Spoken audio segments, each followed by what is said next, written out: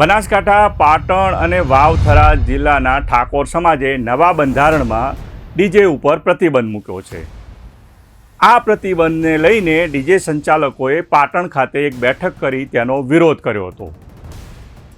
આ વિરોધ બાદ જાણીતા અભિનેતા વિક્રમ ઠાકોરે અમદાવાદમાં મળેલા ઠાકોર સમાજના સંમેલનમાં ડીજે ઉપરથી પ્રતિબંધ ઉઠાવી લેવાની માગણી કરી હતી।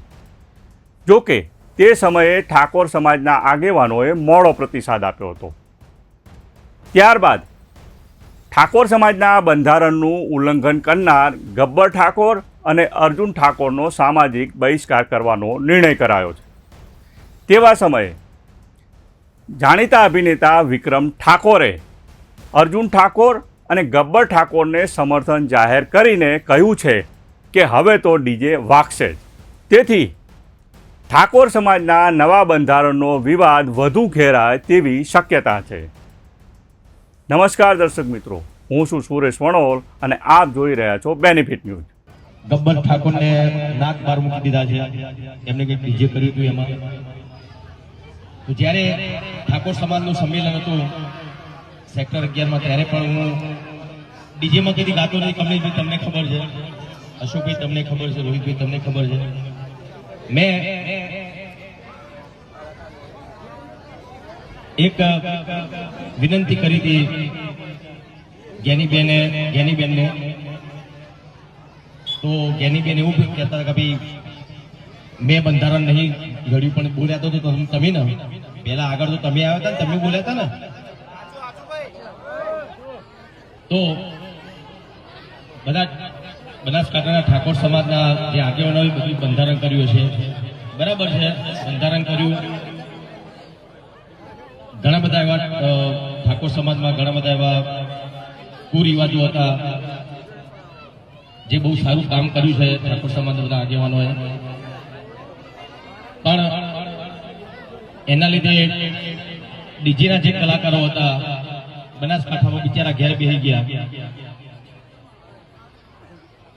અને જે આગેવાનો બંધારણ કર્યું એ લોકોને ખબર નહીં ડીજે એટલે હું ખબર છે કમલેશભાઈ? ના એવું કહેતા હતા કે ડીજે વગાડશો એટલે બધા ભેગા થશે, નાચી કુશે, દારૂ પીશે ને ઝઘડા થશે। એવું જરૂરી નહીં કોઈ ઢોલ વગાડતો કોઈ દારૂ પીનારો પીવાનો જ છે, ઝઘડા કરનારો ઝઘડો કરવાનો જ છે। તો ડીજે બંધ થવાથી સમાજમાં સુધારો આવશે એ વસ્તુ ખોટી છે। જે ડીજે બંધ થશે ને એટલે ઘણા બધા કલાકારોના બિચારા એ લોકોનો રોજગાર બંધ થઈ ગયો છે, એ લોકોને ખબર નહીં પડતી। તમે એ બધા મોટા માણસો છે, મોટા માણસો એટલે ડીજેની એમને ખબર નહીં પડતી। લોકો વીગો ગેરવી રાખીને ડીજે લાયા હતા, એ લોકો ઘેર બેસી રહ્યા બિચારા। એક ડીજેમાં 15 કલાકારો કામ કરતા હોય, એવા બનાસકાંઠામાં કેટલા ડીજે છે? તો એક ડીજેમાં 15 કલાકારો કામ કરતા હોય તો કેટલા કલાકારો બીજા ત્યાં બે ઘર એમને કમાણી બધી બંધ થઈ ગઈ એમની। તો ચલો કઈ વાંધો નહીં, તમે ડીજે બંધ કરાવી દો, પણ જેના લોકોના ડીજે બંધ થયા છે એ લોકો ઘેર બેસી રહ્યા છે, એમને રોજગાર આપો, તમે ચલો આપો,